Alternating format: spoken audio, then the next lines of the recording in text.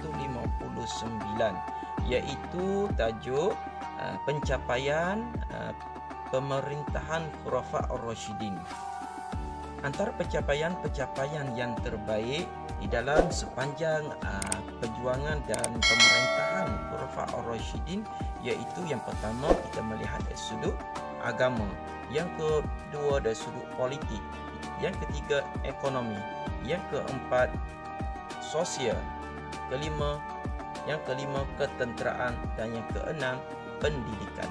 Sekarang kita melihat skop yang lebih kecil, iaitu pencapaian yang terbaik di dalam bidang agama sepanjang pemerintahan Khulafa' ar-Rasyidin, iaitu Khalifah Abu Bakar As-Siddiq, di mana telah berjaya memerangi golongan murtad, nabi palsu dan golongan yang enggan membayar zakat.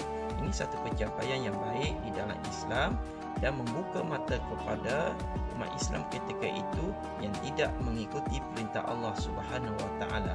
Yang kedua, pada zaman Khalifah Umar bin Al-Khattab, iaitu menyebarkan dakwah Islam sehingga tersebar di wilayah Mesir, Parsi dan Rom.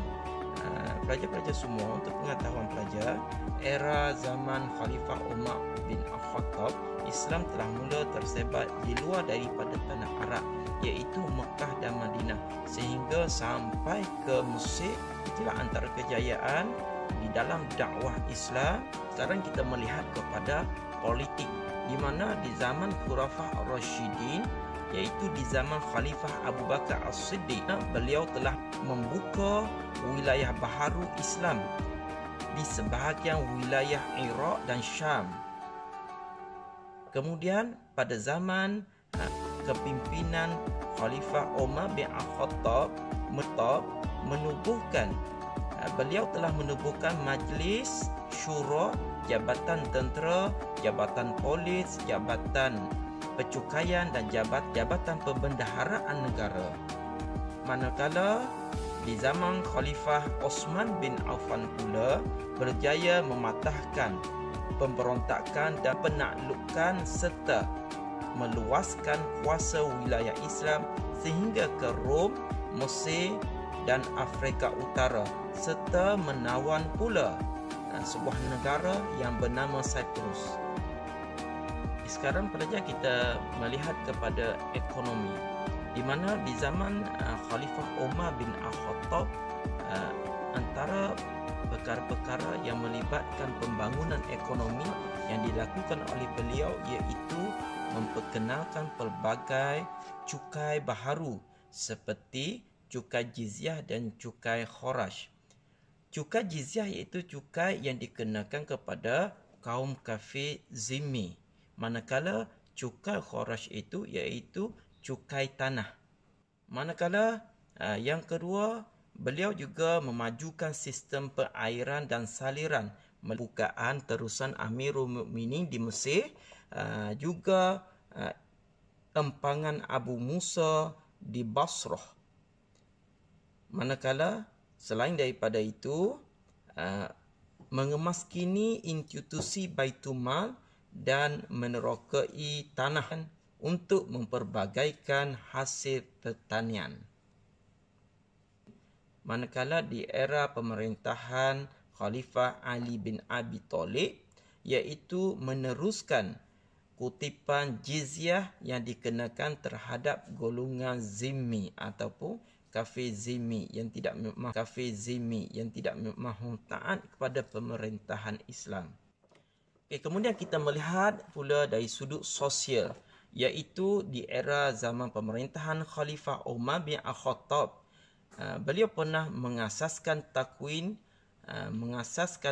Islam sebagai asas permulaan pengiraan tahun hijrah. Yang kedua, beliau juga memperkenalkan undang-undang pentadbiran tanah untuk menghormati hak sosial dan menjaga kebajikan rakyat. Selain daripada itu, membina kemudahan awam seperti tali air untuk kemudahan pertanian.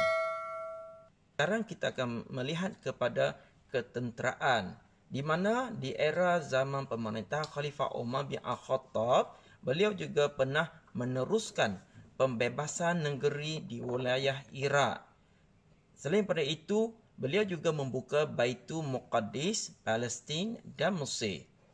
Manakala pada era pemerintahan Khalifah Osman bin Affan, beliau menubuhkan Angkatan Tentera Laut Islam yang pertama bagi tujuan keselamatan dan perluasan kuasa.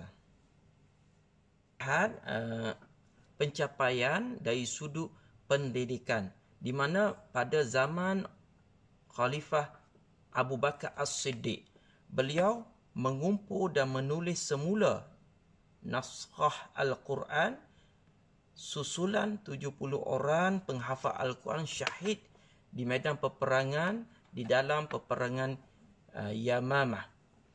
Manakala Khalifah Umar bin Al-Khattab menubuhkan sekolah iaitu Qutab yang dikhususkan untuk kanak-kanak. Selain pada itu, di era zaman pemerintahan Khalifah Osman bin Affan menyelaraskan bacaan Al-Quran dan penulisan Mashaf Al-Quran menggunakan bahasa Quraisy dengan nama Mashaf Osmani. Baiklah pelajar-pelajar semua, untuk mengakhiri pelajaran kita pada kali ini, marilah sama-sama kita melihat iktibar daripada pemerintahan Khulafa' Ar-Rasyidin. Yang pertama, kita hendaklah mencontohi kepimpinan khalifah dengan mengutamakan kesejahteraan agama, rakyat dan negara. Bagi seorang pemimpin yang baik, untuk menjadi pemimpin yang baik, seseorang itu perlu mengambil kira dan sentiasa mengambil perhatian kepada 3 perkara ini, iaitu agama, rakyat dan negara.